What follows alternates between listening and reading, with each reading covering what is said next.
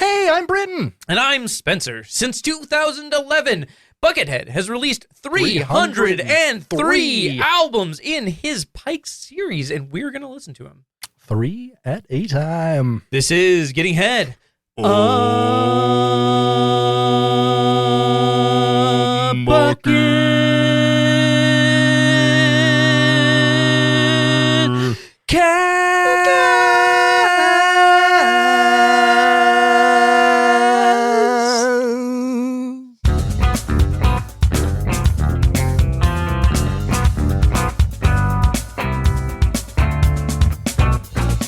Welcome, butts, holes, Yeah. poles, and Coles cash users, Bitcoin users, no. wife abusers. Oh, no. Oh, I didn't write anything. This is episode 82 of Getting Head of Bucketcast. I need to keep forgetting to do that. What came out in 1982? What did come out? Thriller? Did Thriller come out in 82? I think Van Halen Diver Down came out in 82. That sounds like maybe. I think that's right. That's right. Yeah, maybe. Because then 84 came out in 84, obviously. So, okay. Yeah, I think Diver Down was 82. That would make sense. Yeah. I'm into it. I don't see why not. The thing came out in 81, right? I don't know. Fuck wow, it. as you can see, we're really prepared today. I don't fucking know. 82. Yeah. 82 quite bitter beings. Right? Why not? Who cares? It's not. Speaking of which, we need to make like a special version of the theme song for the 96th episode, I think. God, I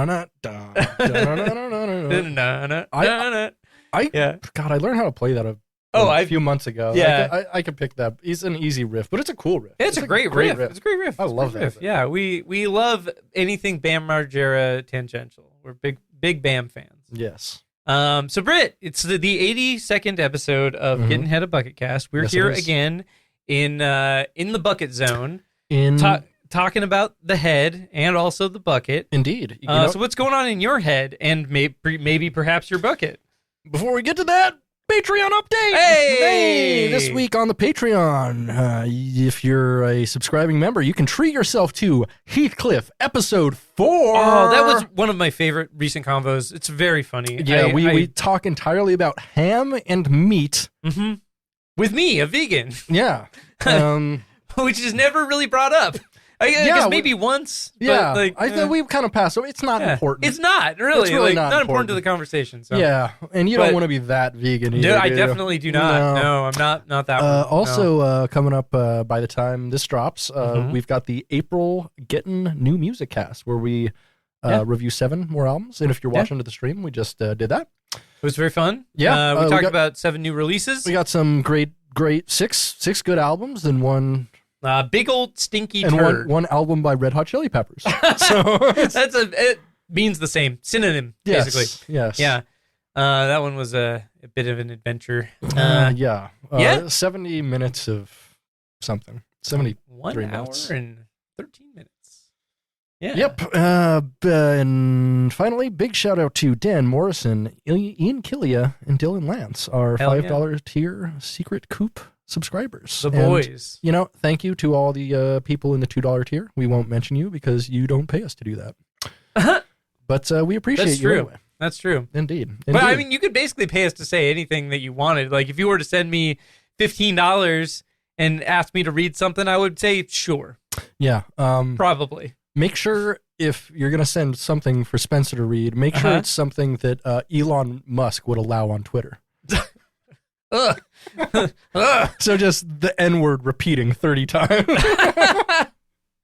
Just N-word, R-word, F-word, N-word, R-word, F-word. Wow, that's quite an album. Yeah. Yeah, that's yeah. Well, an album? What am I talking about? I don't know, an Elon Musk novel. Ugh. Who'd want to read that? Speaking of Elon Musk, what's up with you, Spenser? Jesus. Well, not much. Not Musk. Hey! Gross. Hey! Well, okay. So I was thinking, I was like, okay, we're doing an episode tonight, right? Sure. When we do the episodes with just you and I, it's a better it's a better convo if we have something to talk about, something specifically, something to focus our energies on, right? Buckethead? I don't know. How long have you been here, Spenser? I'm not so sure Buckethead commands our attention quite in the way that like dick jokes do. You know what I mean? That's true. We have a special place in our hearts and balls for those jokes. But anyways, that's actually not the subject I'm recommending that we talk about today. Mm-hmm. What I did is I posted a story post, and I posted one of the little questions thing where people can send in responses to a prompt, and I'm going to read some of those responses today. Nice. But what I asked the people who follow me on Instagram is I said, hey, what's the worst date you've been on? Do you have a bad date story you'd like to share?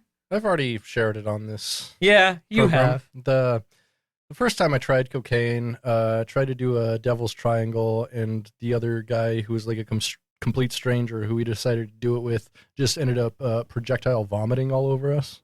Oh. That's the long and short of it. I've told it on here before. It was something. That certainly is something. That's a bad date. It was very bad. But yeah, so I guess I'm not going to read these users like tags because this is sent in well, if you share this, it shares it anonymously. So I feel like since we're sharing it here, we should keep it anonymous.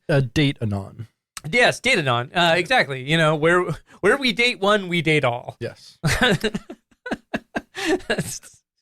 Okay, so here we go. This user said, guy said he had newborn kittens in his barn, so I came over and there were no kittens. Uh-oh. They followed up then, he just tried to fuck me in his parents' barn. They didn't even have any animals. Pretty good. Wow. I mean, bold move. Bold move, a barn move, really. Yeah, I mean, just fucking saying I've got kittens in my barn and then trying to fuck. They're not being kittens is like truly wild. Wow, that's super interesting. Yeah. No. Yeah. Anyways, moving on. This next user says, told me the lady he's dating was mad he took me on a date. Showed me his resume. So essentially implying that like he was dating somebody else who was mad that he was going on a date with that person, and he shares that information on the first date, and then is like, here, look at my resume. That's a thing. What a bold move. That is very... have you ever showed a date your resume? No. Would you? No. What if they were like high up at a company you wanted to work for and you also thought they were hot? I've had that happen before, and I've never been like, hey, I want to work for your company. Like nice. I dated an Amazon exec for a while, and that was cool. Yeah. But no. Yeah. This user said, got stood up once, but turns out she was arrested for stabbing her mom in the head with a steak knife. Sounds like you dodged a bullet there. Or dodged a knife. You dodged a steak knife. Yeah, that shit's serrated. That's no joke, man. That's an ugly wound. Like, for real. You don't want to be stabbed with a serrated knife. No. That tears. Yeah, that'll fuck everything up, man. Yeah. Ouch. In the words of Doom, rip and tear until it is done. Was that Doom? Doom. Yeah, Doom. Oh, I thought that was my dad. Yikes. Anyways, this user says, I made out with a guy in college, but his breath smelled so bad that I couldn't get in the mood. They followed up, eventually I told him, I'm sorry your breath smells really bad. It's just not going to work. He left and blocked me 10 minutes later. Nice. I feel like most of these are probably coming from women because most guys are completely clueless and they can't tell when they're the half of a bad date. Definitely. Which I've definitely been one half of a terrible date once. And she just like kind of left in the middle of the day because I kept on making fun of her for being vegan. Oof. Yeah, that'll do it. Yeah, it was kind of funny. I mean, I was being joking about it, but she like took it way too seriously. I'm like, all right, fuck it. I don't need to be around this. And like eventually, like we were walking, I'm like, I'm gonna go get a slice of pizza, and then she just walked away. Fun. Yeah, that'll do it. That'll do it. This user says, I once took myself out on a date. 1 hour into my date, I started crying into my spaghetti bowl. That's not a date. No, it's not. That's just pathetic. It's sorry. sad. It's sad. That's super pathetic. Fucking. I mean, who hasn't cried into spaghetti? It's a very cryable food. You could not waterboard that information out of me. Like, I would take that story to the fucking grave. You've said things on here that are so much more yikes than that. Yikes, yeah, but not as pathetic. Debatable. The things I do at least are funny. not just like a fucking. That's something that like fucking Zach Braff would write into a script. That's fucking indie pathetic. I mean, like, I can't argue that one. That one's accurate. Uh-huh. This user took a girl to Snoqualmie Falls, and some dude jumped to his death. Like while they were there, I guess. Interesting. Yeah, that's an interesting date for sure. I could see how that could be a bad date. Yeah, that could definitely ruin. Speaking of which, I don't think I told you this. Somebody committed suicide at the place I worked the other day. Like, did they jump off something? They jumped off one of the parking garages at the mall. No, I think you did tell me that, or I read it somewhere. Yeah. Like, so this was super crazy. Like, there's this parking garage that's kind of on the opposite end of the area where I work. It's like an outdoor mall kind of. And somebody went up to the top and jumped off by this pizza place. And so, like, all these people that were, like, eating pizza in the pizza place, all of a sudden, like, the sidewalk was full of blood, and there's a dude just fucking dead there. I mean, you weren't there for the Eddie Fines thing, were you? What? No, what's that? One time I was just hanging out at, I think it was Beto's 1, but it might have been Beto's 3. Some deep Alaska lore for anybody wondering what that means. Yeah, old local music venue in Anchorage, Alaska. And I was just hanging out, going over like some like sound wiring or something with Al. Mm-hmm. And the owner of the venue. Yeah, and I don't remember who it was. I think it might have been Mikey. Just like busts in the place and he's like, guys, fucking Eddie Fines. And we're like, what? And he was like, Eddie Fines fucking killed himself. And we're like, what?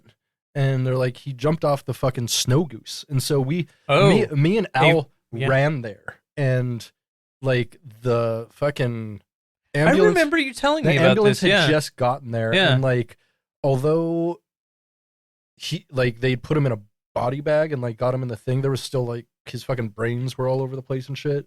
And there was like a guy just. That's heavy, bro. Oh, it was so fucked up, dude. That was there was a guy hosing down the sidewalk? There was a guy hosing down. Imagine being that guy.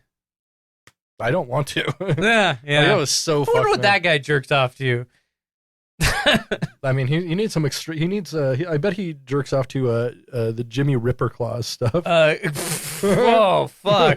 That's a whole other episode. Oh, you're eating my dick.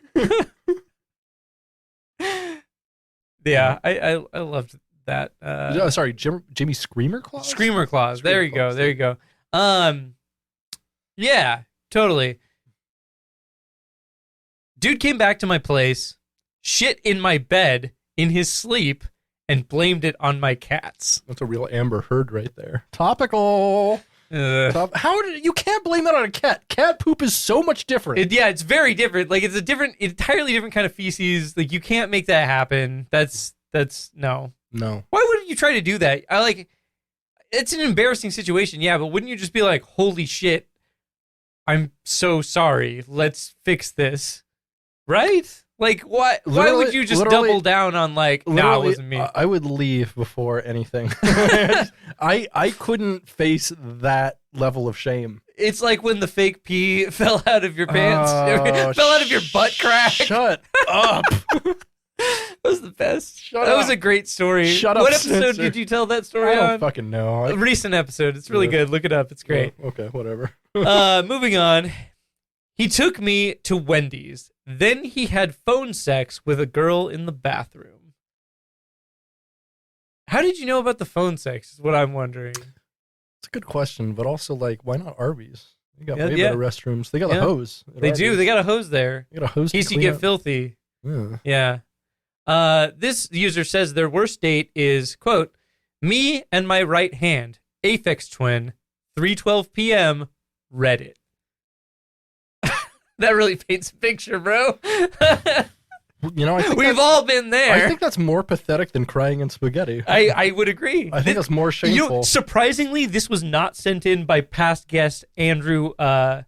Interesting. Yeah. But surprisingly, Andrew Jameson. That was the very first person I thought of when I read this. And I was the second. And you're like, no, neither of those. No. Ayush? No? Okay, well. No.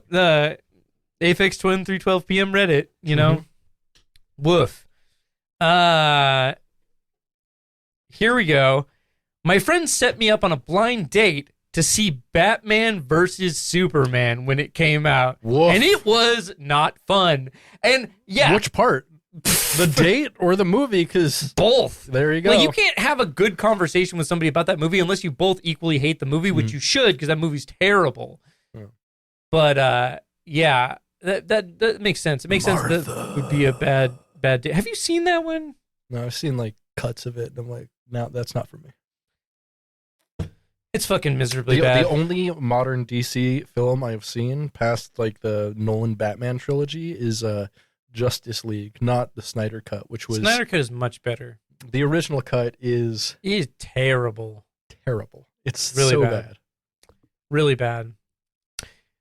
Found out she's a liberal, Slipknot fan, weeb, and she's 27. I'm 17. She was still interested. That's pretty yikes. That is yikes. Yeah. Slipknot fan, though? That's fine. Slipknot fan's cool. Yeah, totally. Slipknot makes fine music. Who cares? Yeah. They make like good poppy extreme metal. Yeah. I'm a fan. Yeah, me too. Anything else? This user simply says 9/11/2001. Yeah, that can't be a great data. Why didn't they just... It happened at like 9 a.m. East Coast time. Why wouldn't you just cancel the date? Yeah. Like, you got a phone, you got a landline, call her. Like, yeah. This user says he worked for Pfizer, and on the first only date, he began snorting, quote, research chemicals. That dude sounds rad. What? I'd hang out with that dude. Research chemicals? You want to snort some research chemicals? Sick as hell. Fuck yeah. All right, you want to do one more? Yeah, hang tight for a second here. There's a lot of these, so yeah. Let's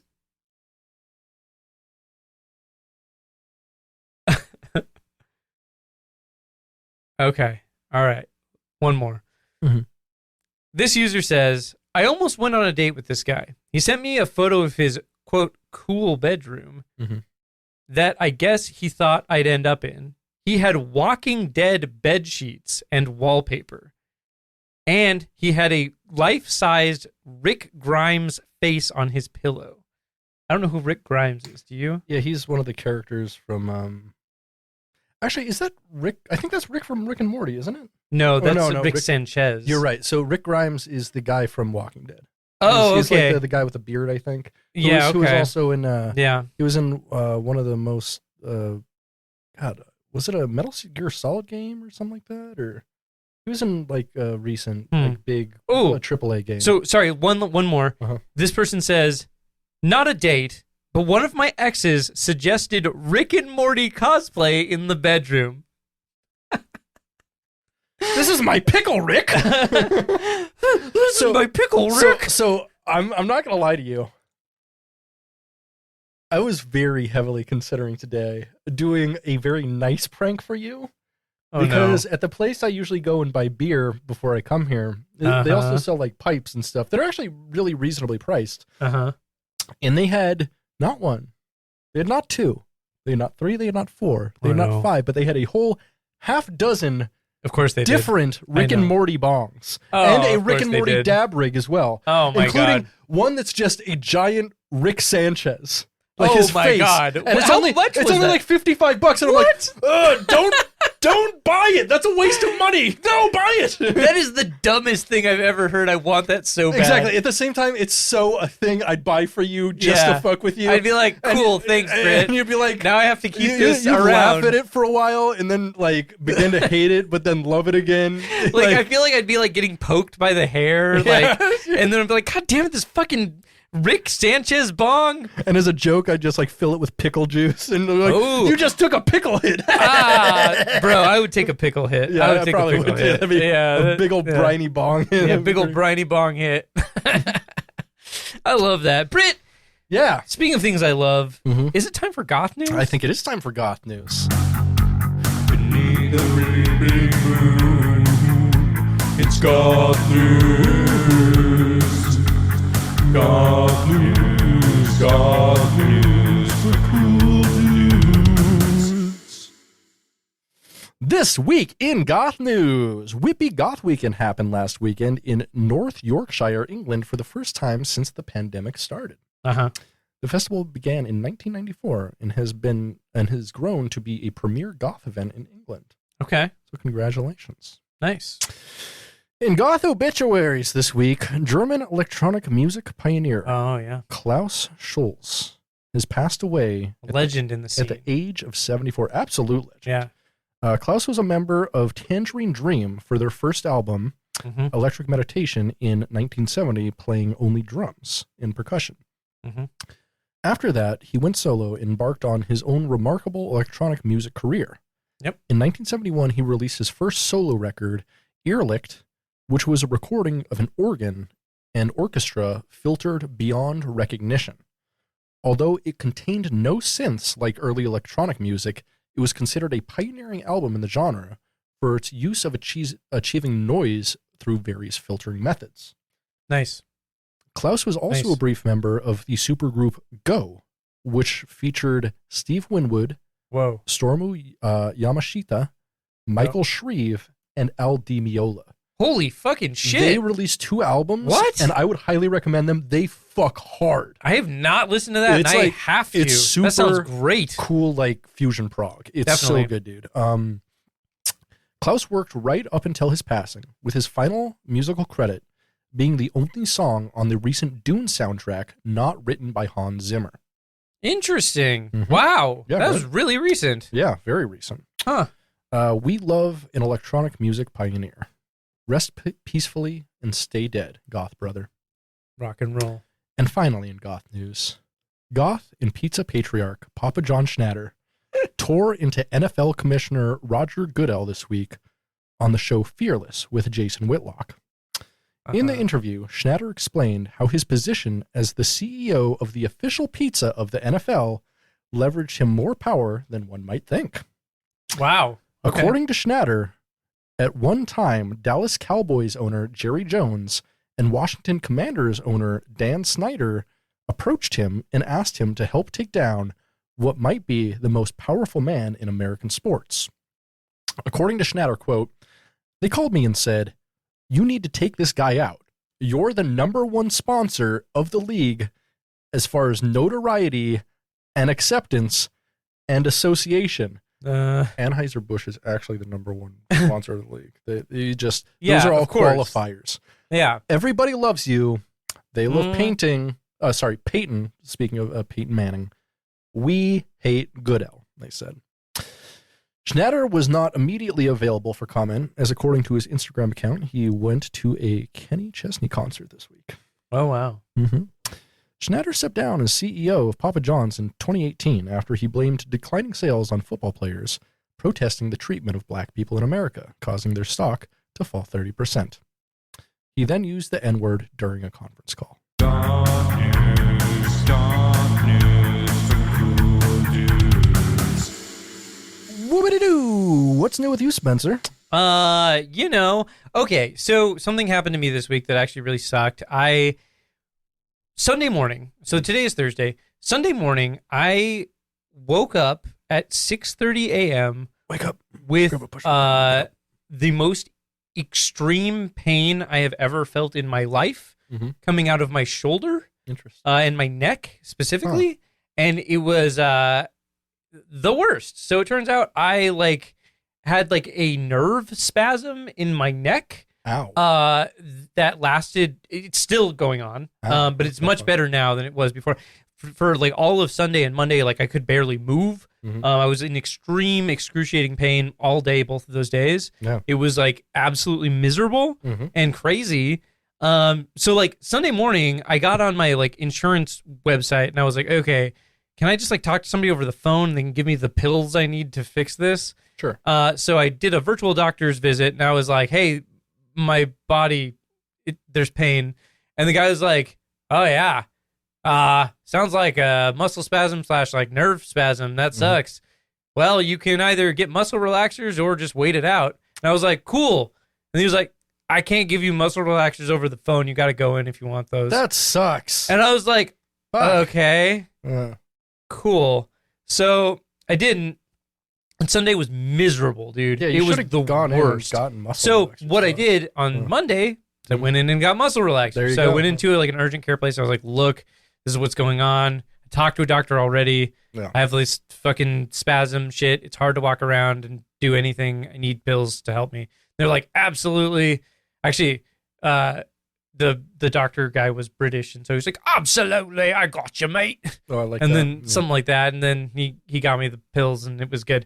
And so I've been taking muscle relaxers all week, and those are pretty cool, but they make me hella fucking tired. Holy shit, they make me tired. They make you a loopy-doo. Yeah, like they make me feel very stoned and tired, and it's like pretty intense. Well, I'm always also mixing those with weed. So I was going to say, like, a muscle relaxer and like one beer is a nice evening. Yeah, I don't know. I have not mixed it with alcohol yet. I don't know if I'm going to do that. I recommend just like a beer. I mean, don't get drunk on muscle relaxers because that's a dangerous combo, but like a couple more muscle relaxers, a beer, you're talking like you're going to get zooped, baby. I love Zoop. Remember that place we used to go, Zupa? Yeah. With your racist grandmother? Yeah, my racist dead grandmother. Yeah, we used to go to this buffet called Zupa. Yeah, they changed to, I think, Zupa Fresh or Zupa Organic after a while. They tried to rebrand and then failed even harder. I think the Zupa name is what they should have gotten rid of, right? Like, why add on to that? That's not like a name. It's not like a name brand in buffets. Like, no one knows what the fuck Zupa is. Well, yeah, it's Italian for soup, I believe. And yeah, it is. I don't believe that. It is. I swear to God. Mm-hmm. It's Italian for soup. Okay. Italian for soup, is that like a cover band in Italy? Yes. Yeah, probably. Right. And they're like, I don't know how to do. You're the girl that all the bad guys want. Yeah, that's about right. Yeah. Yep. Zupa, Z-U-P-P-A is Zuppa. This was spelled Z-O-O-P-A though. It's pronounced Zupa, and so it is the same word. It's just spelled differently. I think it's being spelled differently doesn't make it the same word. But it's an Americanization of that word. It's definitely, I mean, they focused on kind of soup. There was a whole like soup section with like 8 different soups there at all times. That's true. They did have a lot of soup. They had a big salad bar and too. So, yeah, and so they were definitely like I think a soup-centered, at least that was their original thing, was a soup-centered buffet restaurant. Which it's great for racist grandmothers. Like, oh, she fucking loved it. Racist grandmas love it. And for some reason, she loved like Azteca too, even though she fucking hates. Dude, Azteca's tight. I like Azteca. Yeah, Azteca is the fucking. It's like a Mexican restaurant. It is the Lamex of the South. No, that's Las Margaritas. Las Margaritas is the. Yeah. I don't know if I've been to Las Margaritas. Oh, it's great. We should go. There's one up in Shoreline. Okay. There's actually one. I think there's one in Kirkland. We should go to it. It'd be good. They're really good. Trust me, they got great salsa. Really like good. A good salsa. Love a good salsa. Do you prefer the more restaurant style or the pico? More restaurant style. I like it when I'm like more of a pico guy. I love pico, but I don't like. I'm not a big fan of chunky salsa. I like it to be like smooth. Well, so I like a smooth. salsa. I like either. Well, then you like a picante sauce. Then. Because I love if it's picante. Not chunky at all, then it's a picante. Sure, love a picante. The picante's fine. I do like a chunky, but really I kind of like it. You just like that fresh pico. I love the pico, or I love something like super picante saucy and like very thin. Like I don't like anything in between. Really. Yeah, I like it to be like really like blended well. It's because I like when I scoop it with a chip. I want it to have like a big mound of salsa on there, but it's all like really smooth. There's no chunks. Yeah. That's what I want. Mm-hmm. Not a fan of. Well, I can be a fan of chunks. It kind of depends. Sometimes I'm pro chunk. Sometimes I'm anti chunk. That's fair. You never know. It depends on the context, the situational chunk ethics, if you will. Absolutely. Yeah. Well, what's up with you, Britt? Not much. You know, I'm doing a lot of video stuff lately. Yeah. Excuse me. My YouTube account got taken down this week because I kept on putting end of an era copyrighted material. Yeah, end of like 3 weeks. I think I put it up. Yeah. But I will be back, and I will be. Yeah, much like the Terminator, Absolutely. you'll be back. Yep. Much like Austin Powers at the end of Austin Powers 1, you'll horny, be back. Baby. Oh, yeah, that. Yeah. Yep. Mm-hmm. Much like Dr. Evil at the end of Austin Powers 2, the spy who How about shagged no me. Scott? There you go. How about no Scott? Mm-hmm. Yeah. Scotty don't. Scotty doesn't. He doesn't know. But yeah, once I come back, right now I am doing an upscale of one of our favorite films. One of our favorite films? Haggard. Ah, that is one of our favorite Bam films. Margera's debut film. And then I will be doing an upscale of our even more favorite film, Yes. Minghags. Minghags. Which is, as if you've listened to this podcast, you know, we talk about that Ralph scene. We all about that Ralph scene. We all about the Ralph. Yep. All about that Ralph. Speaking of Ralph. Yeah? I think it's time. For a bucket fact? For a bucket fact. Bucket fact, bucket fact, bucket fact, bucket fact, bucket fact, bucket fact, bucket fact, bucket fact. Today we're going to talk about a one-off 3-track album recorded and released in 2005 known as Gorgone. Whoa. The album notes open with a quote from Shakespeare saying, "It is a tale told by an idiot, full of sound and fury, signifying nothing." Comprised of Buckethead, keyboardist-producer Travis Dickerson, and Giant Robot / Deli Creeps drummer Pinchface, Gorgone is an extra unique project that came together during a more serious recording session. According to Travis Dickerson, quote, "While doing the recording for Population Override, the three of us spent a lot of time just going off while the tape rolled. The stuff we put together here has nothing to do with Population Override or Thanatopsis for that matter. This is just the three of us having a good time. The 3 pieces on this collection are the ones that cracked us up the most. Nice. None of it was worked out ahead of time. It's totally improvised. We added just a few overdubs here and there for fun, but mostly it's just as we played it. So if you're looking for pretty melodies, clever construction, slick production, or anything of redeeming quality, look elsewhere. Yeah. We're putting this out because it sounded Gorgone." That's such an epic quote. That is a sick-ass quote. I love right? that. That's I love being okay. Speaking of Gorgone, we got to talk about some deep lore for a second. Sure. You and I met on a message board, a local message board in Yep. Anchorage, Alaska, called Alaskan Bands. Correct. There used to be a lot of flame wars on that message board. And I started half of them. You started a lot of them. But I remember a particular flame war in which you and I and some of the people on our side got in an argument with a person who went by Timmy J. Okay. Okay. Yeah. Well, part of him lashing out at us was making fun of our then power metal band. Yeah. And I remember him saying something along the lines of like, "Sorry, I don't know anything about Gorgons. I'm not 13 or whatever." And we were like, "What the fuck is a Gorgon, brah? What the fuck is that?" And you were like, I see nowhere in any of our lyrics where we have said the word Gorgon. I don't know what a Gorgon is. Your insult is invalid, blah, blah, blah. And we were like really going hard, and it was funny. I just remember like that's what I always associate with the word Gorgon is that being dropped as an insult against my power metal band when I was 16 years old. It's so weird that he would drop that reference and say, "I don't know what a Gorgon is." When we didn't know what a Gorgon was. Because a Gorgon is like a super deep D&D reference. It's like something that you don't know about unless you're actually into fantasy stuff. Like into D&D, like which was like even dorkier than the shit we were into. Yeah, exactly. Yeah. Which is like fucking coming up and be like, "Hey, yeah, you fucking dorks," and then just dropping like a Warhammer 40K reference and be like, "What? I'm a dork? What are you talking about?" Or like a Linux reference. And, like, and I was just like, "What?" Which is weird. It's like, find a better way to make fun of someone. Definitely. I really just don't make fun of people and like unless they really deserve it. And we might have deserved it at the time. We definitely deserved to be made fun of, but he was bad at making fun of us. But in a fun way. I mean, you can be good at making fun of people and funny about it, or like informative about it, but like making yourself look like a bigger dork than the people you're calling out for being dorks. What a great cell phone. We love a cell phone. Yeah, we do. We do really love a cell phone. We really do. And that was a great cell phone. Mm-hmm. Anyway. Going back to this, I listened to the entire album today, and I really can't explain it much more than Travis Dickerson did with that quote.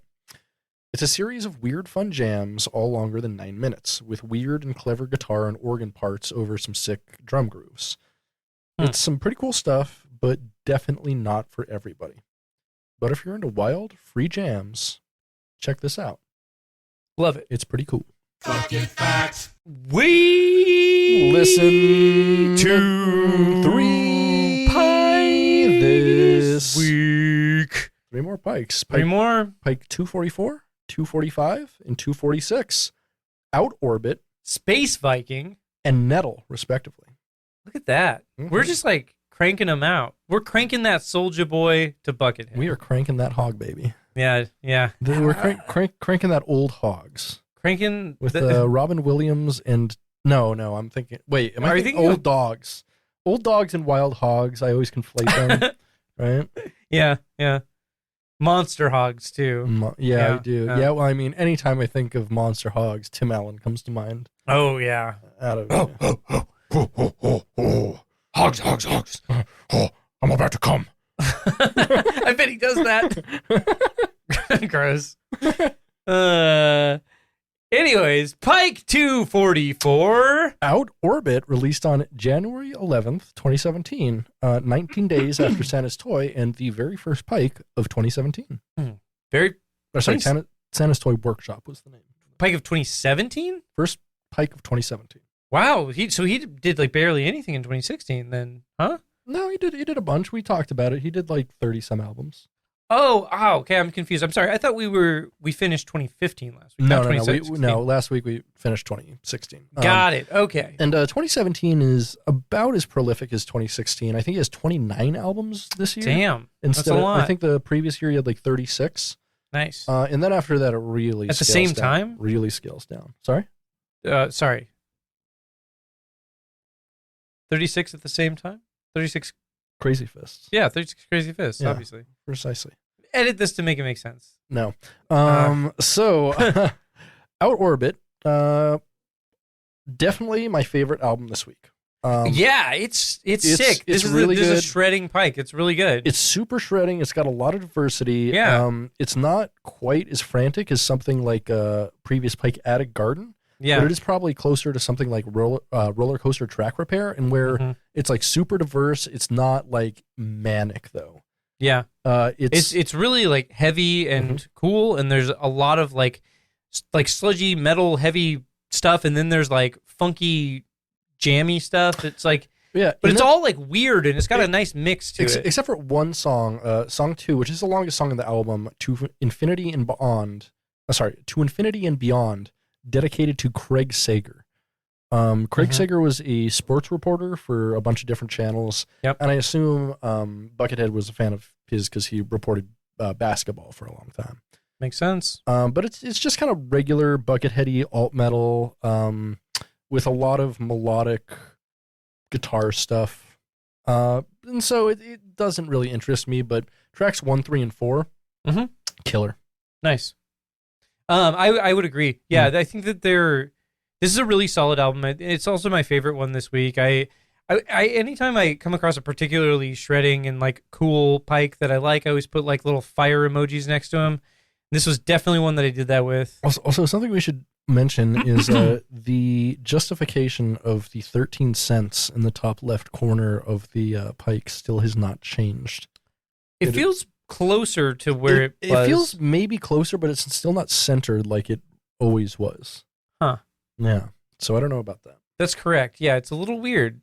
But yeah, this one's pretty good. It's pretty shreddy. I really liked that first song though. That first song is like so good. Such a good start to the album. Yeah, the first song is awesome. Yeah, every other song doesn't quite reach that. And if the full album was like Invisible Railroad, the first song, I would have liked it a lot more. Same.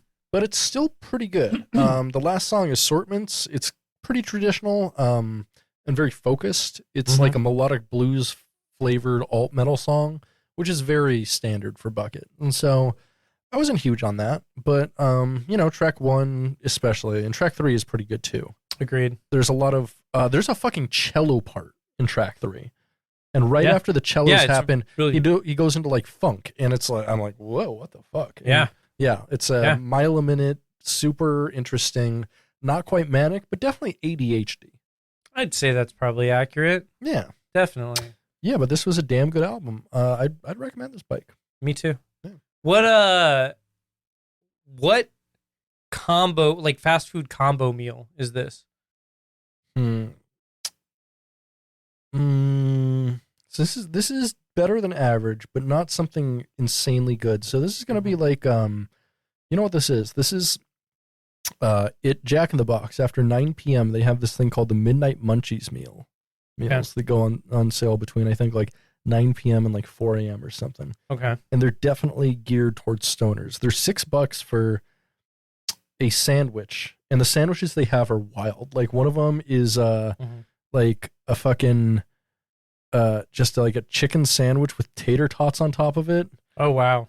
The other one is like a fucking double cheeseburger with nacho cheese and onion rings on it. There's a bunch of crazy shit. And then they also give you half an order of curly fries, half an order of regular fries, and 2 tacos and a drink for $6. That is an incredible deal. It is an incredible deal, and it's like not good food. No, but it's a great deal, and it fills you up. I bet it will. Tastes great, easy to make maple syrup. Wow, just like this Pike. Yeah, I would agree. Oh. Pike 246, Space Viking. Which, I wonder if this is based somehow on, do you remember that game 3 Vikings for Super Nintendo? Yes, developed by Blizzard. It was actually, yeah. Mm-hmm. That is a pretty early Blizzard game. So it was an interesting, it was one of those weird platformers that they made a bunch of in like the early 90s that I'd say were kind of tangentially based on Lemmings in that like, all 3 Vikings did a different thing that would help complete a puzzle. Yeah, and you could switch between them. Yeah, and so it was all about like you could play 2-player or 1-player or 3-player. That's still a game that I see referenced when talking about games that do that sort of a thing where you're like switching between characters because they can do different things. Yeah.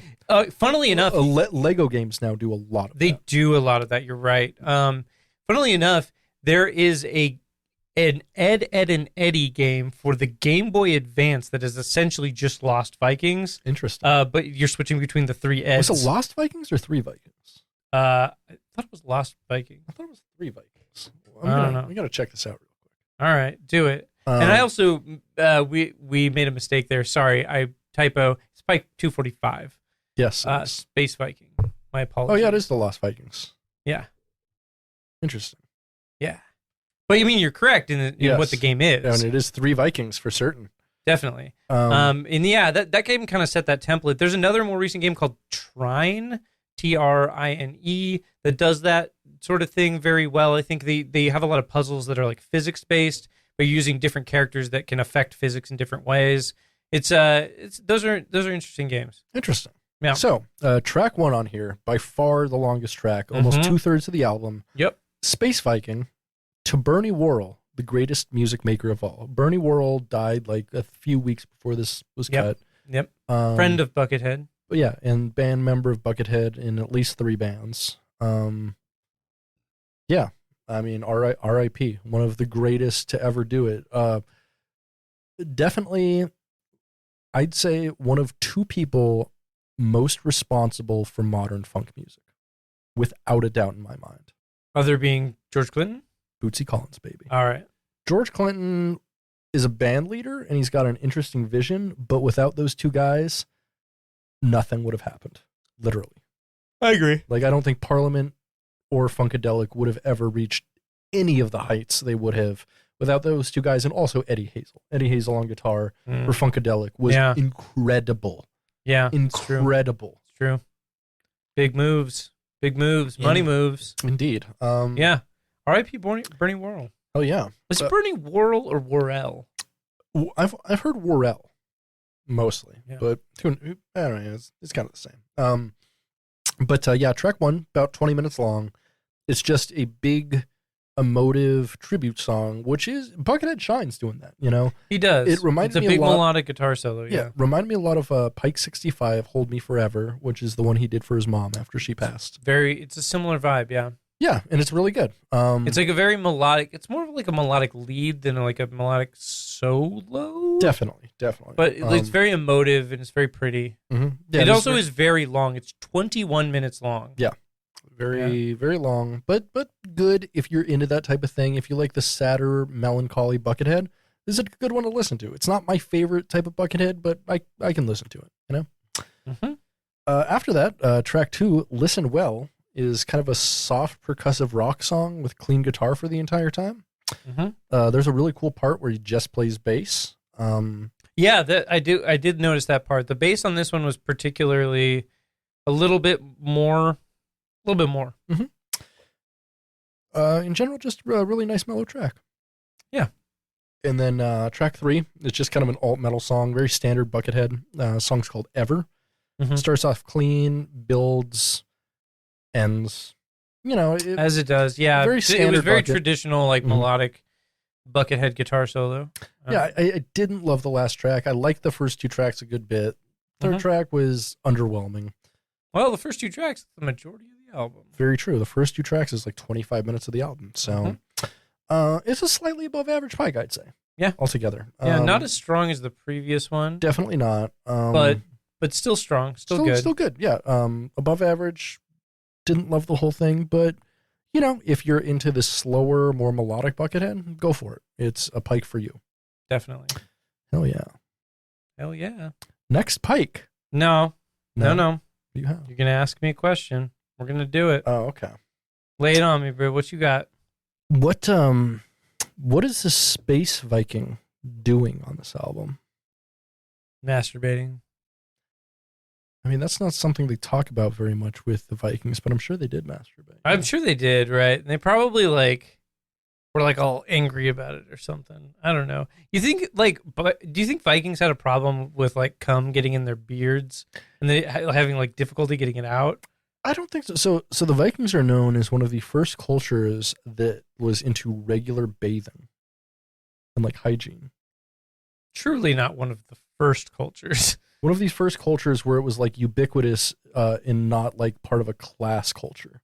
Because, I mean, there were class cultures, of course, like the Roman baths and stuff like that, but only the upper echelon of society did that. Whereas the Vikings, it was normalized throughout culture.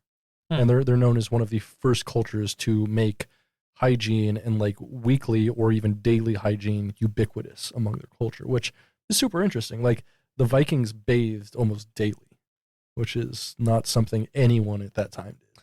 I think that modern people that are fans of Vikings probably bathe a lot less than the Vikings did themselves. Yeah, exactly. And yeah. Is there anything more cringe than being a white dude with a beard who's into Vikings? That is becoming literally the most cringe thing. Whenever I see a white dude with a big beard and a Mjolnir necklace, I walk the other way. Yes. I'm this guy, he probably listens to some okay music, but he also listens to a lot of problematic music, I'm sure. And does the whole separate the art from the artist kind of shit. Yeah, he'd be the kind of guy who would defend every member of Mayhem except for fucking Dead? Burzum, whatever I guess. Varg, yeah.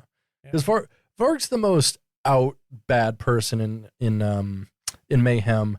But every original member of Mayhem is a terrible, terrible piece of shit. Hellhammer is a fucking homophobe, and Hellhammer's a piece of shit. Really? Yeah, he after what's his face, was it Herc from Gall? No, Herc. Gall from Gorgoroth? Is that who you're talking about? No, I'm talking about the guy from the drummer from Emperor who killed a guy. Oh, he killed that gay guy. Yeah, he killed a gay guy. However, so interestingly enough, Hellhammer has been interviewed in the early 2000s, and he said he was honored that he killed a homosexual.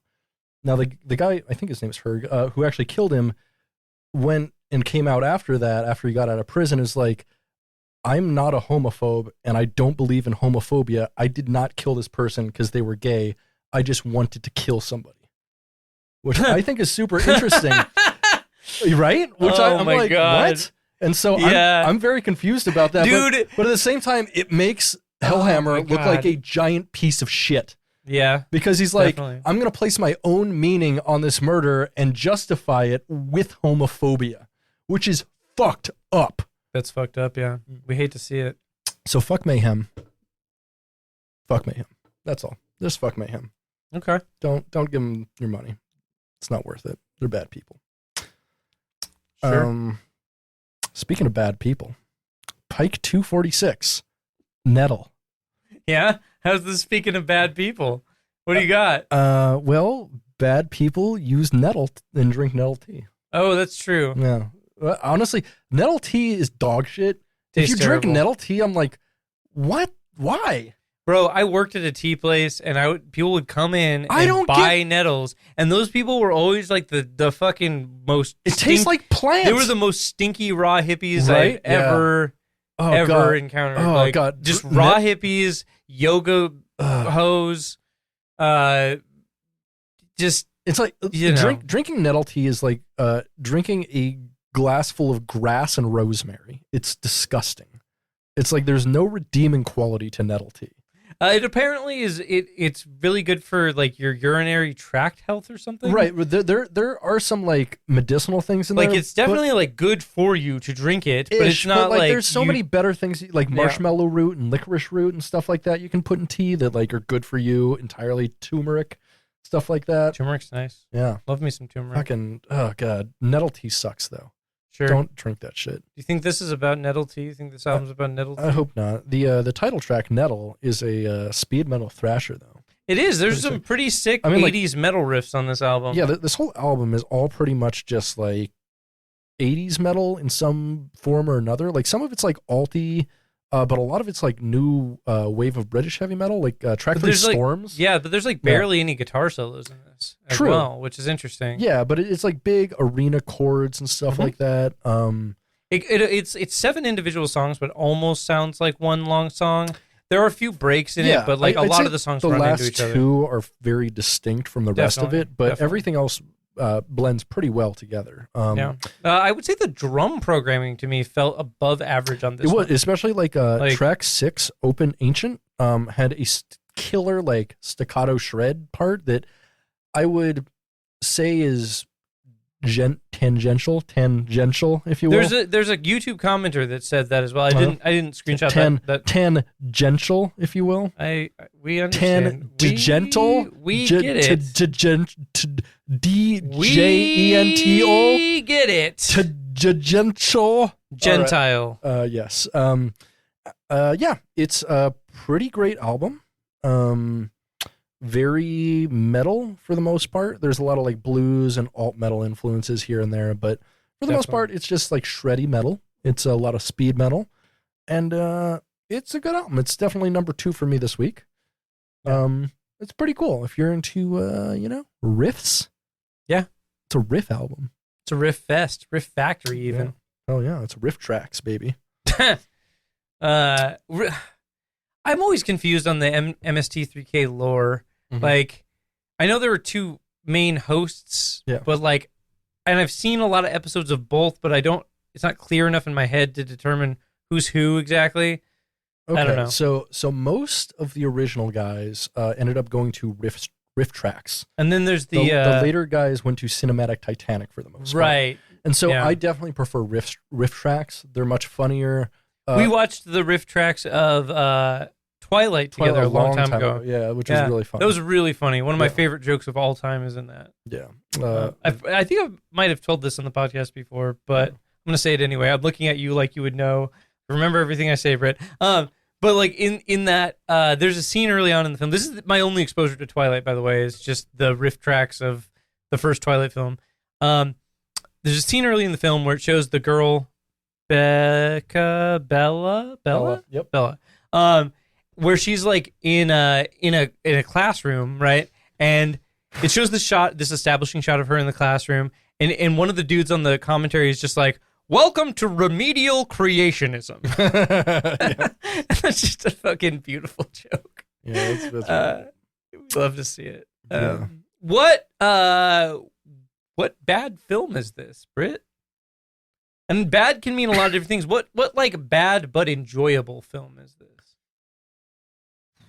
Enjoyable in its that is such a huge question for me because that's all I spend my time on. I know. That's why I'm asking you. I'm asking you the big broad question. It's a metal. It's metal. Yeah. It's metal. This is actually going to be a film I recently watched called Skull, A Night of Terror.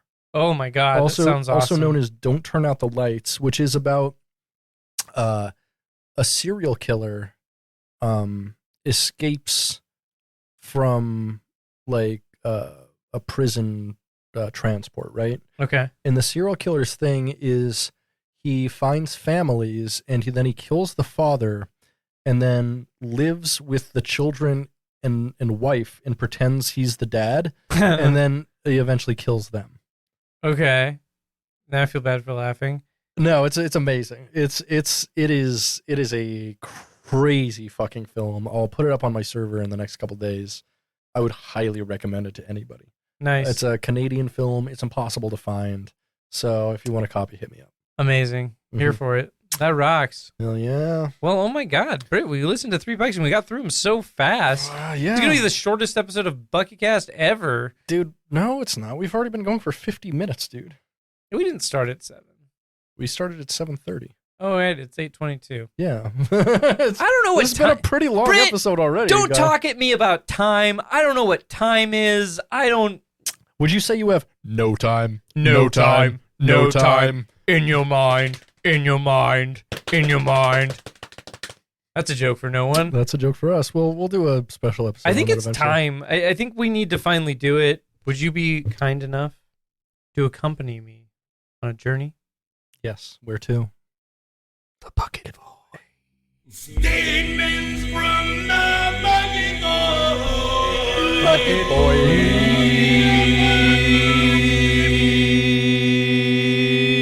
Oh my God. Oh my God. Oh my God. Oh my God. Oh my God. We're here. Holy shit. We did it twice. It's the whole thing. We're here. It's Getting Ahead of Bucketcast. Getting Ahead of Bucket Void, really. Mm-hmm. This is the part of the show where we look into the deepest, darkest hole. I'd say it's more Catch the Noid, a Bucket Void. Oh, I love that. Or is it Avoid the Noid? Avoid the Noid. Avoid the Noid and the Bucket Void. It's a whole thing.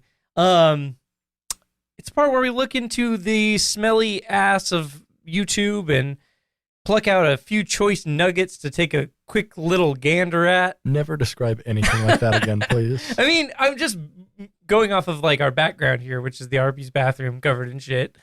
Which maybe we choose a few bags full to hose down. Is that? Yeah, there we go. Yeah, okay. There we go. Kicking things off. YouTube user Mr. Spenser says 5 months ago edited beep beep beep beep bitch, and then a timestamp for 4 seconds. I went to that timestamp. There was nothing about that reminded me of bib bib bib bitch. Thank you, Mr. Skester. Yeah, thank you, Mr. Sketzer. YouTube user Marion Votten says 1 year ago, completely unprompted, lit gunpowder trail running, which I have no idea what that means. Yeah, it's interesting though. Yeah, it sounds like it could be cool. Like, do you think like you're trying to run faster than gunpowder while it's going off? I think it's just like someone lit the gunpowder trail and it's running to its destination of where it's going. So it's like, it's getting closer and closer and it's frantic. I mean, this would make sense for the first album, right? Frantic TikTok, perhaps? Yes. Yeah, that's what the app TikTok is based on. That's true. That's true. Yeah. YouTube user Deed Pretty says 2 years ago, blessed be Jesus, Blessed be his holy name. Yes, a big bee can certainly crank them out with precision and kaleidoscopic beauty. What? I don't know. I like Big B can crank them out with precision and kaleidoscopic beauty. Well, I bet he does. I bet he does. But he's got a couple folders that he does that too. Yeah, Maxsters for Medicaid stocked him up a few years ago. Max stores for Medicaid. Yeah, he got a big grant from that. Yeah, he's got the there's a Black Braziers folder right here. That's a joke for nobody. I mean, didn't we do a bonus episode of that? We did, but it's only on our fucking Patreon. What? You should re-release that. That's a banger. I'll consider it. It is quite funny. Yeah. It's a reference, an homage to a story I wrote back in 2012, 2010, and then emailed to me and never did anything else with it. Ever. You just sent me a weird email with this long story that you wrote. Presumably while you were working at the time. I think you were working at a job that allowed you to like be on your computer. Yeah, that's probably when I was something. in MA or something, yeah. Yeah. So, I don't know. Pretty good, though. I like just starting a comment with, oh, blessed be Jesus. Oh, blessed be his holy name. Yeah. I just like that. That's nice. Yeah. It's good. It's good. YouTube user Xqueel Lastra says 9 months ago, the day that Bucket goes to heaven, it will be the day that I cry like I never cried in my life. Yeah, don't jinx it, buddy. Yeah, man, that's fucked up, dude. Why are you talking about that? He likes New York, buddy. Yeah. And why? Yeah, I don't know. But like that's heavy. Like, why did you bring that up, bud? Like, we don't need to talk about that. Is his name Ezekiel? What the fuck is his name? Queel. .exe Queel. Oh, right. Yeah. Queel.exe. It's a Microsoft program. Yeah. Oh, wouldn't that be cool to like give your children like they give them a new last name that's like .og or like .exe. Moving on, YouTube user Dev Uit says 5 years ago, dude is a savant, pure and simple. I've always resisted to rank guitarist as so many of the Sidewalk Commandos and the like have done over the years, but I have yet to hear or see in my 60 years, parentheses, 45 years playing guitar, parentheses, in this dimensional plane, a musician, composer, master of both electric and acoustic guitar, not to mention his bass playing, but it all together like Bucket has. Those that can only think of him as a shredder, I feel sorry for you that you have missed some of the most heartfelt guitar-oriented instrumental compositions I have ever heard. Getting a little lightheaded here. Yeah. Not to mention BH has taken the road most traveled in releasing his music. No man has the true spirit of music in his soul. Wow, I'm getting really lightheaded. Cool. I, for one, hope to be around as long as Buckethead wants and needs to get his music out of his body and mind and to share with his fans and future fans. Fair. That's a manifesto. That comment literally said nothing. Yeah, it said nothing at all. No, he literally said, "I like Buckethead." I like Buckethead, and it took him fucking like 400 words to get there. Well, you know, somebody is not a savant, pure and simple. This guy is definitely not a writing savant. This guy is the exact opposite of Cormac McCarthy. Oh, good old Cormac. And I love Cormac McCarthy, one of my favorite writers of all time. Ultra minimalist. Ultra writing minimalist. He's like, yeah, I'm just gonna like make a every sentence a subject predicate and fucking no punctuation anywhere, only periods, and it rocks. We love Cormac McCarthy. This dude, Cormac McCarthy, he is not. What's his name? Dev Olt? Uit. Do you think he's like a UIT? You know this guy is an actual dev. He is not a dev. He's definitely a dev who like leaves notes that everyone hates because they're like, this is just fucking word salad. Yeah. And it says nothing. Hell yeah, dude. Hell yeah. Yeah. Dude's totally a dev. James Dyer says 4 months ago, keep doing Buckethead's work, God. That's kind of funny, I guess. A play on God. Buckethead's doing God's work. Yeah. Uh-huh. Mm-hmm. No. Yeah, it's weird because God's doing Buckethead's work. So wait. If God is doing Buckethead's work, that means Buckethead must love like famine and disease and killing children. Yes. Rape. Oh yeah. Buckethead is doing the war in Ukraine right now. Jesus. Yeah. Bad. God has a plan. Buckethead has a plan. Buckethead does it. I believe Buckethead is a more competent individual than God. Yeah. Do you think this is James Dyer Maker? Like the Zeppelin song? Sure. Why not? Fine. B. Brunel says, Buckethead is the future of human, like a alien. So not the future of human in Alien. I don't... No, a alien. Like a alien. A alien. A alien. Okay. I agree. I agree with this 100%. There's a statement here. It's being made, and it rocks. Okay. You rock, B. Brunel. Sure. Keep being Brunel as long as you live. Keep brutal, Brunel. Brutal, Brunel. Brutality.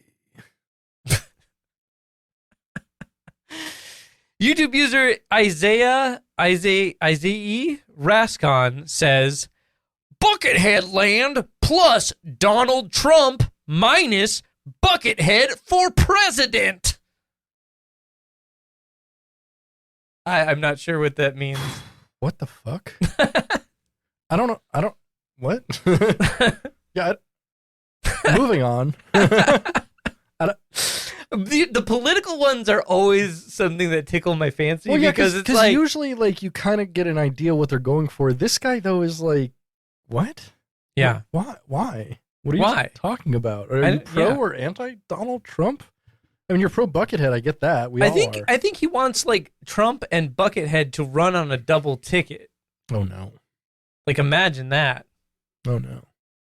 Now this guy, he plays the best guitar you've ever seen. It's the greatest guitar. It's the greatest guitar in the whole world. You never hear better guitar than this guy. You never better guitar than this guy. Yeah, basically that. I hate this. Let's move on. YouTube user Dago says, unfortunately to a deleted comment, at no. Peter Wurst. Oh, no. At Peter Wurst, what do you mean by Jewtube, Peter?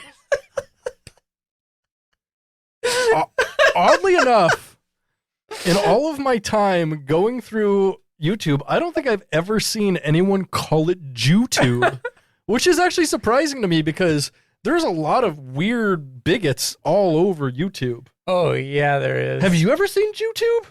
I've never seen that used. Not on YouTube specifically. Yeah, right. I've used other places. I feel like I've heard it or something, but like I've never seen it before, and that's funny. Wait, that's funny. What do you like? What makes it extra funny to me is that it's like a response to a deleted comment. Mm-hmm. That person probably had their account deleted or banned or something. Let's hope. But like this comment is just so matter of fact. Yes. What do you mean by Jewtube, Peter? I bet it was a comment like, Das Juden be putting the Buckethead on the Jewtube. We cannot accept. Sure. Yeah. It's from the Azov battalion. What? Are you not paying attention to anything going on in the world right now? No. It's the Nazi battalion in Ukraine. Okay. Yeah. I've heard of that stuff. That like weird theoretical leftists and right-wingers are being like, oh yeah, fucking Putin's taking out the Nazis. And I'm like, no, there's Nazis in his army too. It's not about a denazification. No, it's not. That's convenient lies that are told the public to gain support for an illegal war. Yes. Propaganda. We hate to see it. Speaking of propaganda on the Jewtube. Rick McGee says 3 years ago, I told my family today that I only want Buckethead played at my funeral. He captures so much life in his songs, and I want to be remembered for living. Well at it, might as well inspire a new generations of little bucket bots. Yeah, because he assumes a lot of children are going to go to his funeral, and that's weird. Well, yeah, and also, like, you know, when I go to a funeral, I usually just sit around on my phone Shazamming the soundtrack. Obviously, I'm like, this is a killer song. I'm not mourning or like, this guy dead. Whatever. This bumps. Whatever. Yeah. This bumps. I'm like, yeah. I'm just like, I know I'm a pallbearer, but I kind of gotta get jiggy. Sorry. That's actually like an amazing idea for a skit. Is like a guy that's really into the funeral being played that's really into the music being played at a funeral, or hiring a wedding DJ for a funeral. I think is an even better idea. It's like, why is he playing Shout? You make me want to shout. Take your hands. What the fuck is going on? I'm like, all right, everybody, it's time for the first dance. Will the daughter please come down? My dad died, asshole! All right, following up from Shout, we're going to listen to Shout by Tears for Fears. And it's just only songs with the word shout in them. That'd be pretty good. Yeah, pretty good. Moving on. YouTube user Boognish says, 1 year ago, I'm stunned, edit, stoned. This is not something I would expect from a person with a profile picture of Buckethead whose name is an homage to Ween. Really unexpected, Spenser. Unexpected Ween fan behavior. Yeah. Whenever I go to a Ween show and I see like someone smoking weed, I'm like, excuse me, are you in the right place? This is a nitrous-only affair. Yeah. Like, have a balloon or nothing, sir. Yes. I mean, we only do drugs here that make you want to kill yourself. So, because the music's already doing it. YouTube user Mike Farshimelt says 5 years ago, come to Uck Bucket, person, or I will do a tribute act. Obviously, that's UKKK. No, it's Uck. No, it's UKKK, United Ku Klux Klan. Oh, no. Which UKKK? No, it's United Ku Klux Kingdom. I've never put it together. I'm surprised no one's ever used UKKK because it is a historically racist nation. Historically racist. I mean, they didn't. I don't think there's ever been a chapter of the KKK there. It's a pretty strictly American thing, but like they might as well. They might as well. Like, come on. That's true. Like they're less racist than us, but they only got rid of slavery 32 years before we did. Like in the 1830s. It wasn't, they're as far behind as we are pretty much on most things. Except for healthcare.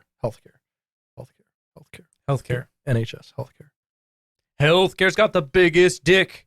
Healthcare's got the biggest dick. Healthcare's got the biggest dick. Ailina Rosales Gudino says, 5 years ago, when I listened to Buckethead, my heart is always beating fast. What does it say after that? LLMLL. I think it is supposed to be like one of these, like a rock fist. She has 2 extra fingers on each side? Yeah. It's like that. Yeah, sort of like that. That doesn't work. That's stupid. Don't do that. No, it's stupid, but I mean, I don't know if that should always be the case when you're listening to Buckethead. Yeah. Maybe you should go to the doctor. Something else is beating fast when I listen to Buckethead. It's you beating your penis. Correct. Yes. Yep. Correct. Beating it into submission. Speaking of someone beating their penis into submission, our next comment is from one of our favorite YouTube commenters. Ooh, is it? Master of the ship key, a bucket but divine. It's time for Jordan Vine. Jordan Vine says 4 years ago in a rare, all lowercase comment, sometimes I can't believe Buckethead's music is so incredibly good. There will never, ever be another Buckethead. Never. You missed one of the evers, Spenser. Sorry about that. What poetry was that? I know, right? That's his real... Actually incorrect. There were only 3 evers. You said 4 evers. No, I did 3. Did really? You went never, ever, ever. You included the never as another ever. Oh, you're right. I did. Yeah. Okay, fair enough. Moving on. I'll need your help with this one. Oh, boy. Okay. Jordan Vine says, 4 years ago, I don't care what he does next. I'll love it. Because he's the best. Not one of the best, but the absolute best. The best there is and the best there's ever been. No one is better than Buckethead. Absolutely no one. And that's all I've got to say on the matter. That is. I mean, Wow. it's not all he has to say because No. he says this on basically every video. He does say this a lot. This is true. Moving on. Lastly, for Jordan Vine today, Jordan Vine says 4 years ago, who cares? Because I don't. How he does his music. The point is, it's phenomenal. And that's all that matters, ain't it? 'Cause that's all that matters to me anyway. That it's fucking phenomenal. Jordan Vine.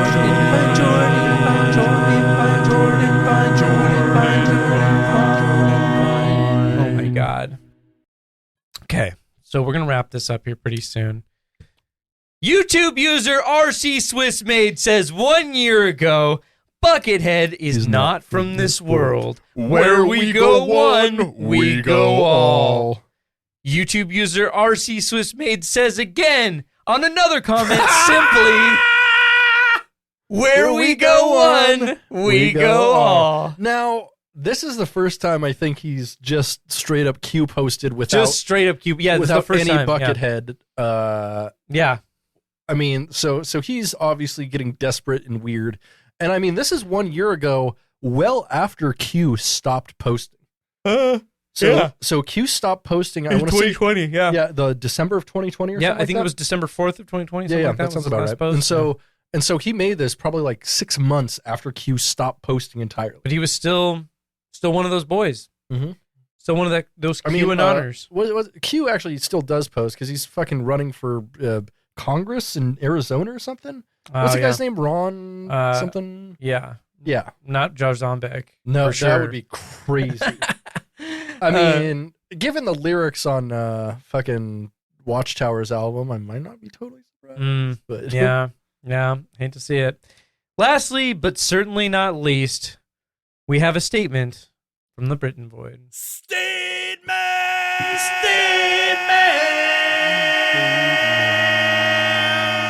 from the Britain Void.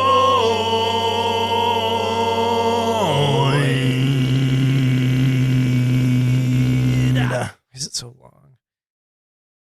That's what she said. On March 13th, 2021, you texted me and said, quote, tongue in the butt, Jabba the Hutt is the funniest thing you've ever said, Spenser. I stick to that. That's the name of one of our early episodes. Still the funniest thing you've ever said. I don't remember saying it, but okay. Statements from the Bucket Bucket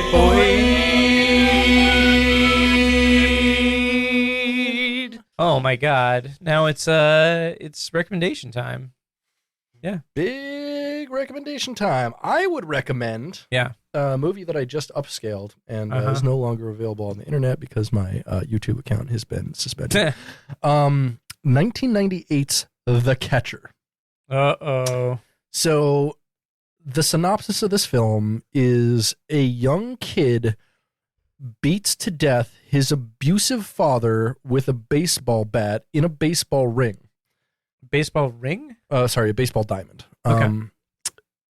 17 years later, he's released from prison, and he goes on a killing spree with a baseball bat, and his dad's ghost as an umpire / catcher telling him to do things. That rocks. It is insane. That's unhinged. It is completely unhinged. It stars fucking what's his name? The Joe Estevez, who's also in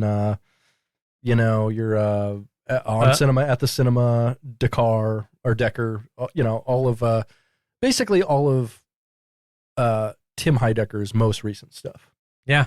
That's highly awesome. Recommended. It's amazing. You told me about that the other day, and it sounds like it just sounds so good. It's something else, man. Highly recommend it. What you got? Okay, so I would recommend the television series American Crime Story. Okay. Which season? So each season follows a different Yeah, arc. it does. I watched the first one on OJ, and I started watching the second one on Gianni Versace. Yeah, that was pretty good, but I didn't finish it. So currently, so I watched the first season, the OJ season, quite a long time ago, and I really liked it. It's very good. It has apparently terrible person playing OJ Simpson, who is a terrible person himself. So that's, casting's right on. Works out. Also has David Schwimmer. Yeah. And he's great in his role. He plays, what's his face? The Kardashian. Robert Kardashian. Robert Kardashian, yeah. Kim Kardashian's father. Daddy. And Khloe Kardashian's father. That's the first season. The second season is about the assassination of Gianni Versace, and it follows Gianni Versace and the guy who killed him, and it just kind of tells the story of those two characters. It's really good. I've been watching that, but concurrently, I've actually been watching the third season, which is about the Bill Clinton and Monica Lewinsky affair. Interesting. And it is awesome. It's really good. So I've listened to a lot on that, and the one conclusion I have come to is Linda Tripp is a cunt. Linda Tripp is one of the biggest cunts to ever exist. And no one, obviously Bill Clinton, I'm fine with him being impeached for that. No one in that kind of power dynamic should be able to do something like that. That is borderline rape, even though it was consensual. Like, with that kind of power dynamic, if you're the president of the United States and you ask somebody for a blowjob, you're not really asking them for a blowjob. No. You're telling them you're going to give me a blowjob because I'm the most powerful person in the world. Like, you fucking are, right? Like, it's really fucked up. So I'm fine with that, but basically, from Lewinsky's perspective, it was a consensual private thing, and Linda Tripp deceived and fucking manipulated everything to just bring people down for really no reason, just because she wanted to. Yeah, the show definitely portrays her like that. And she like, from all I've gathered, she let Monica Lewinsky believe she was her friend and did nothing but double cross her and fuck up her life entirely. And it's fucking sucks. Like, Linda Tripp, terrible person. Bill Clinton, also a terrible person. But in this story, Linda Tripp is somehow a bigger villain than Clinton, which is like, wrong, fucking broken clock, I guess. Yep. Hate to see it. Yeah, definitely. Cool. Definitely. Cool. I recommend it. It's a really good show. Like, it's really well done. Like, it's very cinematic. The storytelling's really good, and it's quite nice. I've been enjoying watching it. It's been a good watch so far. I also watched. Oops, sorry about that. It's all good. I hit the wrong button there. I also watched The Batman. I watched that. Have you seen that yet? I have not. No, it's on HBO now, though. I've been meaning to watch it. What'd you think? It's okay. So probably shouldn't be in recommendations then? No, I'm not necessarily recommending it. I just it was, it's something that I wanted to talk about on the show.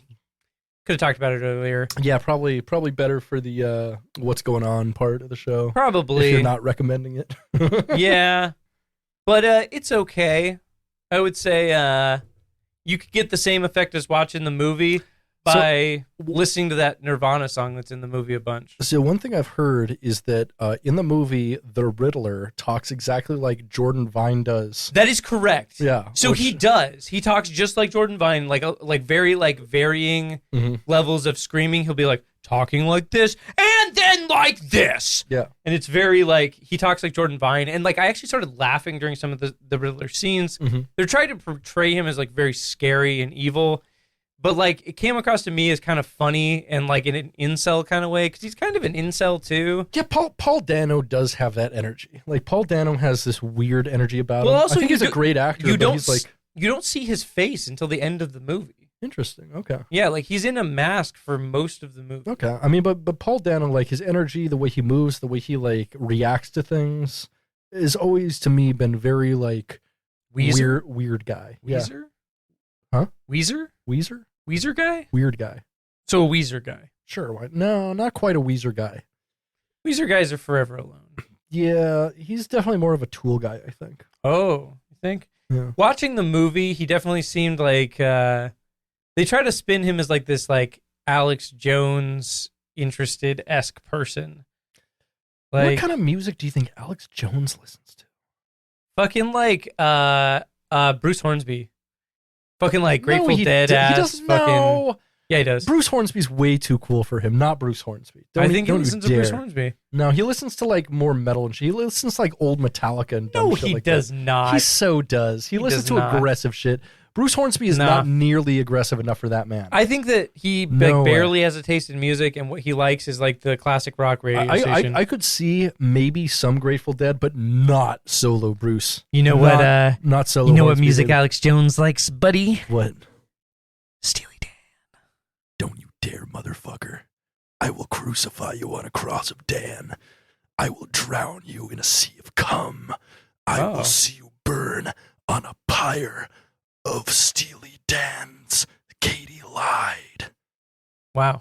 Yeah. Okay. Yeah. Yeah, I'm into that, I guess. Yeah, that's pretty kinky. Maybe I'm not into that. I don't know. Who cares? Is it time for my favorite part of the show? I think it is. Let's do it. Ha ha ha ha ha, bucket jokes. Ha ha ha ha ha, bucket jokes. Ha ha ha ha ha, bucket jokes. Ha ha ha ha ha, bucket joke. Did you like that little syncopation I did there? I loved your syncopation. I made that into a ragtime song. Give me my honey about the ragtime. Speaking of ragtime, someone asked me if I vote red or blue. What'd you say? I said I don't vote in the primaries. Nice. They're primary colors. Yeah. I got it. The ladies call me Taco Bell. Mm-hmm. Because I fill them up with grade F meat. Yeah. Speaking of food, piece of cake is a really weird expression for something being easy, especially if you're a diabetic celiac. True. True. That's rough, bro. Yeah. A poop fetishist walks into a bar restroom and asks, mind if I use this stool? Yeah. Why is insurance on temporal ships so cheap? Why? Well, they're only used from time to time. Hey, that was kind of a Star Trek Enterprise joke. That was kind of a Star Trek Voyager joke too. A little more because the Enterprise had the temporal war. I mean, they did have the temporal ship in. Yeah, okay, I get it. Okay, there's a lot of temporal shit in Voyager. Yeah. It's always weird to me that the tax code in the United States of America is far more regressive than in the game of Monopoly. That's true. Workers for a unionized match factory went on strike, and it burned the entire building to the fucking ground. Yeah, I fucking bet it did. Oh. They say justice is a dish best served cold. Mm-hmm. But I don't think they have the ingredients to make it anymore. Damn, that's heavy. Why was the guy who lived next to the baseball field so brave? Why? Well, he had a ton of balls. They say the French horn is the hardest instrument to pick up, but it's got to be the pipe organ. They're so much bigger. That's true. Yeah. Yeah. I don't know about you, but I find it hard to fall asleep after having sex, especially when the hooker won't stop demanding payment. Oh my God. Roman Catholics don't get circumcised, which means they get to keep their IV skin. I do like that though. That's pretty good. It's pretty good. And I'll end on this one here. And I was trying real hard to masturbate the other day, but things got out of hand. Oh my God! Oh, we made it to the very end. How about that? End of the show. We're here. Yep. So you we're got here again. Where can I find you on the internet, Spenser? Spenser.zone. Cool. You can find me at Dog Vorbis, but you know what? Just hit us up on at a Bucketcast most places, and we'll have a little chit chat, kitty cat, something like that. Anyway, I've been Britton, and I have been Spenser. You've been listening to Getting Head, a Bucketcast. Stay greasy, Bucketheads. And namaste.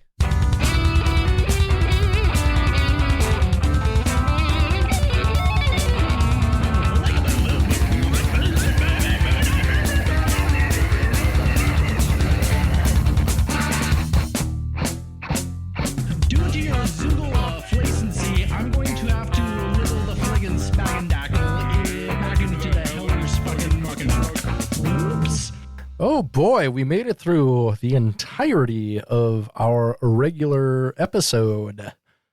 That's true. That was super fun. That's true. But you know what? I think we have a little bit of unfinished business. We definitely do. I think we are not done with this battle. There's one more battle we need to fight, and that battle is an epic Ralph battle in history! You can't try to get laid or watch me ball. You gotta go out and get that job. What a waste of pleasure. What a waste of pleasure. My name is Ralph. All right. So let's before we look at our Ralph scenes here, let's go ahead and watch the Ralph scene. So you know what it is we're talking about here. Here's some context for you. We're going to do our own variants of this scene you're about to see and or listen to. This is from 2009's Ming Hags, directed and written by Bam Margera. Here we go. Jesus Christ, Ralph. Aren't you supposed to go out looking for a job today? Nah, there's a b-ball game coming on at 4. You can't watch no b-ball game. You gotta get a job. Nah, I'm gonna try to get laid tonight. Ralph, I'm getting tired of it. You're gonna get a job today. T-O-D-A-Y.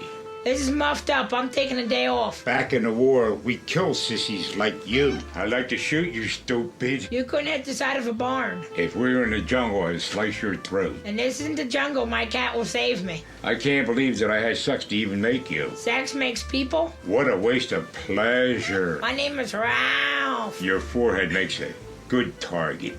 By the end of the day, you better have a job or else. You see this? It's gonna hurt. Get a job. All right. So that's the Ralph scene. All right.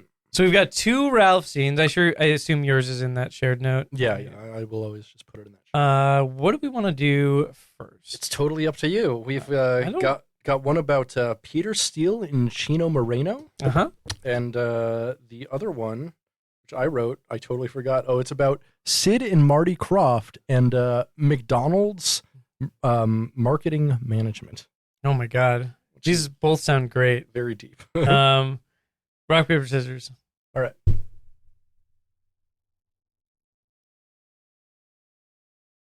Okay. Do you get to pick? Let's do yours first. Okay. I would like to play Peter Steele in this situation. Okay, so that is the Ralph character, yes? No, Peter Steele is the oh, Ralph's yes, dad okay, character. yeah, okay, I see that. So a little bit of context for this. In I forget the year. I think it was like, I'm not sure when the year was when this happened, but suffice it to say, they're both Deftones and Typo Negative were playing a festival. Deftones was direct support and Typo was headlining, but it was like 115 degrees outside. Holy shit. And the crowd was super drunk and getting rowdy. Yeah. And Chino said something to the effect of like, let's fuck this place up or something to the crowd. And then the crowd started a riot as a result. Yeah. The Typo didn't get to play. Yeah, and no then kidding. and then Peter Steele and Chino Moreno had a fight later. Interesting. In which Peter Steele was the aggressor. I think I'm actually on Peter Steele's side in this. It's like, it's not exactly clear that Chino did anything to start a riot. I mean, frontmen have such an immense amount of power. Like saying, let's fuck this shit up when things are already going poorly and when there are conditions for bad things to happen, you don't have a whole lot of indemnity. To be fair, I agree with you. I agree with you. But to be fair, there are contradicting statements on this. Okay. Some people say Chino said that. Some people say he didn't say that. Interesting. Okay. So like, I don't actually know the truth. I wish I did, but I don't know. So that's kind of where we're at with this one. Well, but I'll play Peter Steele because I've been practicing my Peter Steele voice. He does have a very deep voice. He has a very deep voice, and he talks like this. I don't really care about anything. Exactly. Yes. Okay. So let's, there we go. Oh, no. I'm going to guess Chino Moreno just sounds like a stoned guy from California because guess what he is? A stoned guy from California. That's true. He probably sounds just like Ralph. Oh, actually, you know what? I've got my own idea of what I'm going to do for Chino here. All right. Whenever you're ready. Jesus Christ, Chino Moreno. Wasn't Typo Negative supposed to be headlining the show tonight? Nah, it going on all night. You can't let the crowd riot. We deserve to play. I'm gonna be taking a digital bath tonight. Chino, I'm getting tired of it. You're gonna let us headline today. Today. This is muffed up. It's not my fault. It's 115 degrees, and the crowd is pissed. Back in New York, we beat up sissies like you. I'd like to punch you, stupid. You couldn't punch the side of a bar. If we were in the hotel, I'd punch you right now. Well, we are in a hotel, so I'm sure my band will save me.